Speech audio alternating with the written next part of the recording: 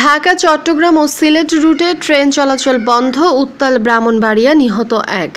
ভারতের প্রধানমন্ত্রী নরেন্দ্র মোদীর বাংলাদেশ সফরের প্রতিবাদে এবং চট্টগ্রামে মাদ্রাসা ছাত্রদের উপর হামলার খবরে উত্তাল হয়ে উঠেছে ব্রাহ্মণবাড়িয়া।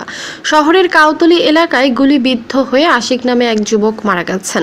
জেলা সদর হাসপাতাল থেকে তার লাশ নিয়ে মিছিল করতে করতে বেরিয়ে গেছে মাদ্রাসার ছাত্ররা। পুলিশ সুপার কার্যালয়ের হামলার সময় সে গুলিবিদ্ধ হয় বলে জানা গেছে।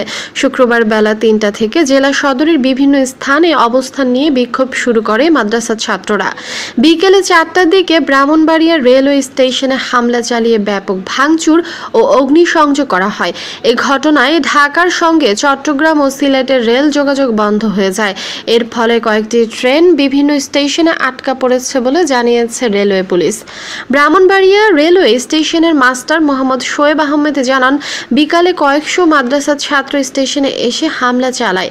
এ সময় তাঁরা panel, ticket counter, panel board ও যাত্রীদের চেয়ার ভাঙচুর ও অগ্নিসংযোগ করে। এতে করে ট্রেন চলাচল বন্ধ হয়ে যায়। আখাউড়া রেলওয়ে থানা পুলিশের ভারপ্রাপ্ত কর্মকর্তা ওসি মাজহারুল করিম জানান, ব্রাহ্মণবাড়িয়া রেলওয়ে স্টেশনে ভাঙচুর ও অগ্নিসংযোগের ঘটনায় ট্রেন চলাচল বন্ধ রয়েছে। মাদ্রাসার ছাত্ররা রেল লাইনে অবস্থান করছে।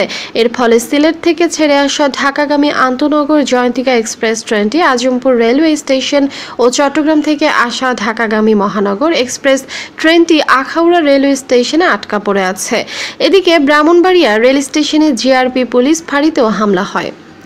দর্শক, আমাদের আজকের ভিডিওটি যদি আপনাদের ভালো লেগে থাকে তাহলে অবশ্যই চ্যানেলটি সাবস্ক্রাইব করতে ভুলবেন না এবং এমনই নিত্য নতুন আপডেট পেতে লাইক, কমেন্ট, শেয়ার করে সবসময় আমাদের সঙ্গেই থাকবেন। ধন্যবাদ।